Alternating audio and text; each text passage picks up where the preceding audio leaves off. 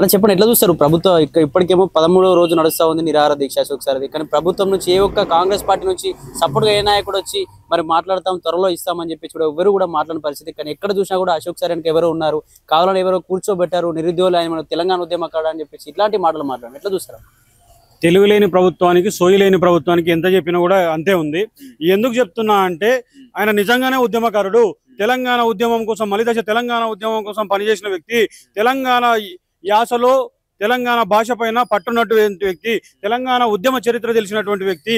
అటువంటి వ్యక్తి మేధావి. తెలంగాణలో మేధావుల కొరత చాలా తక్కువ ఉంది, కుహాన మేధావులు ఎక్కున్నారు. ఇటువంటి మేధావిని ఈరోజు నిరుద్యోగుల పక్షాన, ఒక పౌర సమాజం పక్షాన, నిరుద్యోగుల పక్షాన ఉండి 13 రోజుల నుంచి దీక్ష చేస్తున్నా కూడా ప్రభుత్వం స్పందించట్లేదంటే ఈరోజు 33 లక్షల కుటుంబాలున్న నిరుద్యోగుల పైన ఈ ప్రభుత్వానికి ఎటువంటి ప్రేమ ఉందో అర్థమవుతుంది. మేధావుల పైన, మేధావులు చదువుకున్న వాళ్ళ పైన ఎటువంటి శ్రద్ధ ఉందో అర్థమవుతుంది. అంటే 13 రోజులైనా కాదు, ఇంకా 30 రోజులైనా కూడా మేము విరమింపజేయము. ఆ వ్యక్తి మేధావి చనిపోయినా కూడా వీళ్ళకి అవసరం లేదు. వీళ్ళకి కావాల్సింది డబ్బుల సంచులు, నోట్ల కట్టలు మాత్రమే. వీళ్ళ విధానానికి కావాల్సింది డబ్బుల సంచులు, నోట్ల కట్టలు మాత్రమే. కావున దయచేసి ప్రభుత్వానికి ఇంకా పిటిషన్లు అయిపోయినాయి, ప్రేయర్లు అయిపోయినాయి, ఇంకా పోరాటం ఉంది. మేము ప్రభుత్వం పైన ఈరోజు సాయంత్రం వరకు స్పందిస్తేనే 4 గంటల వరకు స్పందించాలి. లేదనుకుంటే ఇంకా ప్రభుత్వం పైన తిరుగుబాటు స్టార్ట్ అవుతుంది. అది కూడా తిరుగుబాటు ఎట్లా అంటే ఒక విప్లవంగా స్టార్ట్ అవుతుంది. ఈ తిరుగుబాటే రేపు విప్లవంగా స్టార్ట్ అవుతుంది. ఆ విప్లవంకి ఇంకా ఏమి జరిగిన బాధ్యత కాంగ్రెస్ పార్టీ తీసుకోవాల్సి ఉంటుంది, కాంగ్రెస్ ప్రభుత్వం తీసుకోవాల్సి ఉంటుంది.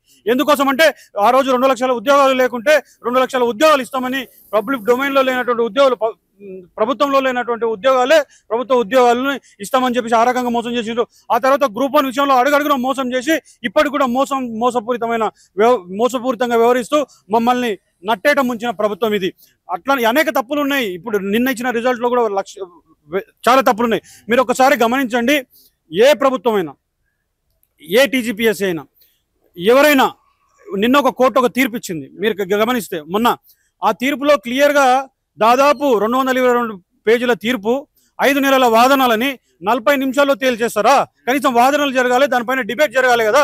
దానిపైన వాదనలు డిబేట్ జరగకుండా ఇంటీరియం ఆర్డర్ ఇచ్చిండ్రు. ఇంటీరియం ఆర్డర్ ఇచ్చిన రాత్రి 1 గంటలకు దొంగల లెక్క, రాత్రి 1 గంటలకు ఎవరు చేస్తారు పనులు? దొంగల లెక్క టీజీపీఎస్సీ రిజల్ట్ విడుదల చేస్తుందా? ఇంత దారుణమా? ఆ తర్వాత విడుదల చేస్తే సరే, విడుదల చేసింది. ఆ తర్వాత విడుదల చేసిన నెక్స్ట్ డేనే అంటే అపాయింట్మెంట్స్ ఇస్తామని అనౌన్స్ చేస్తారా? అంటే ఏదన్నా ఏం చెప్పిన సబ్జెక్టు కోర్టు జడ్జిమెంట్ అని చెప్పిండ్రు. సబ్జెక్టు కోర్టు జడ్జిమెంట్ అనేది తీర్పు ఇచ్చిన తర్వాతనే మీరు ఏదైనా చేసుకోండి, తీర్పుకు లోబడే చేస్తామని చెప్పిండ్రు. తీర్పు రావడానికి 15 రోజులు అవుతుందో, నెల అవుతుందో, అంతవరకు కూడా వెయిట్ చేయలేకపోతున్నారు. మీరు ఇంత తొందరపాటుగా తీసుకుంటున్నారంటే మాకు అర్థమవుతుంది మీరు ఇక్కడ కూడా ఏదో జరుగుతుంది, అనుమానం వస్తుంది.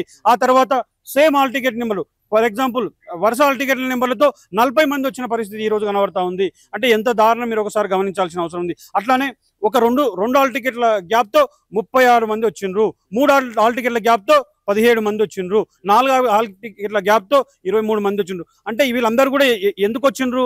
ఎక్కడ నుండి, ఒకే సెంటర్ నుండి ఇంతమంది ఎందుకు సెలెక్ట్ అయినరు? అంటే మా దాదాపు 20 మంది సేమ్ నెంబర్లు ఉంటే ఒకే సెంటర్ నుండి సెలెక్ట్ అవుతున్నారు. ఇవన్నీ కూడా మళ్ళీ అనుమానాలకు తావిస్తుంది.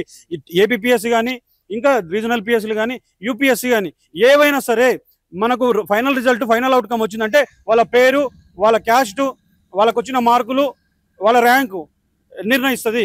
ఎక్కడైనా చూడండి మీరు నిర్ణయిస్తుంది, యూపీఎస్సీతో పాటు అన్నీ కూడా.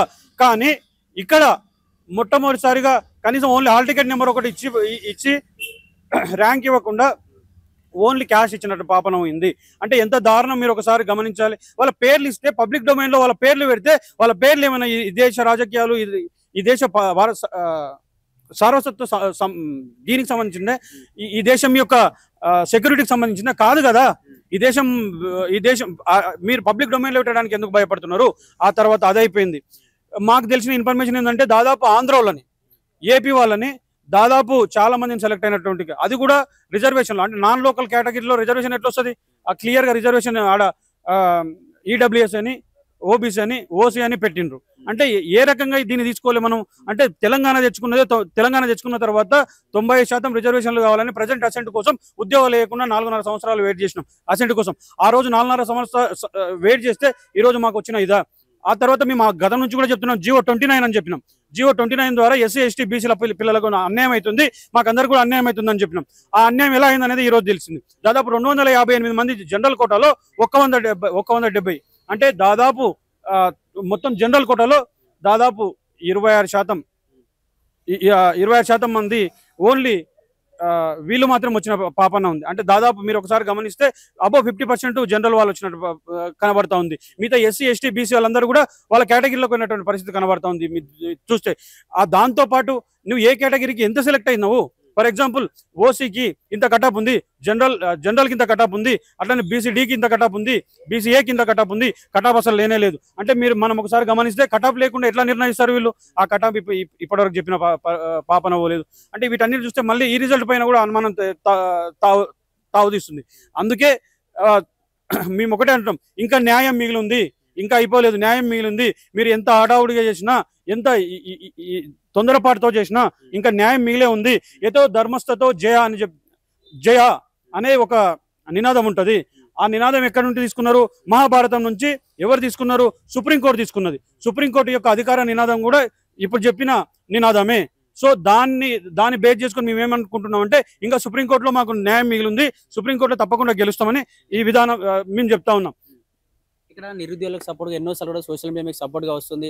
మీకు సంబంధించిన వీడియోస్ కూడా మీకు బయటకు పంపించుకునే ప్రయత్నం చేస్తారు. మీకు సంబంధించిన సమస్యలన్నీ కూడా ప్రభుత్వం తీసుకెళ్లే విధంగా కూడా మీరు పోరాటం చేస్తా ఉన్నారు. కానీ ఇక్కడ సోషల్ మీడియా పైన రౌడీ షీట్ ఓపెన్ చేస్తామని చెప్పేసి కూడా తెలంగాణ వ్యాప్తంగా ఉన్నటువంటి అన్ని పిఎస్ల పరిధిలో కూడా ఉత్తర్వులు జారీ చేసింది. దీన్ని ఎట్లా చూస్తారా? నిజంగా ఇది ప్రశ్నించే గొంతుకలను అంచడమే.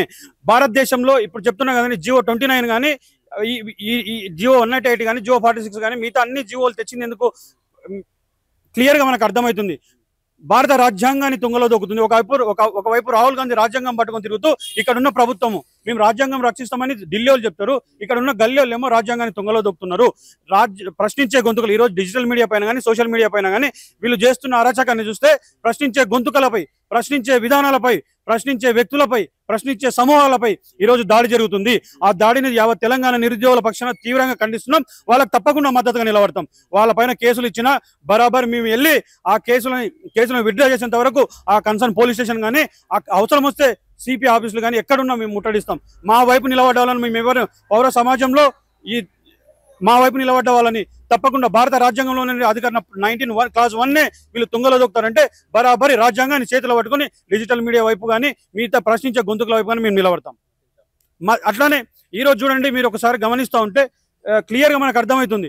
మా నోటిఫికేషన్ ఏంట్రా నాయన 21 నెలల నుండి మేము ఏడుస్తుంటే కనీసం మా నోటిఫికేషన్ ఇవ్వలేదు, మమ్మల్ని రోడ్డు మీద నిలబెట్టిండ్రు.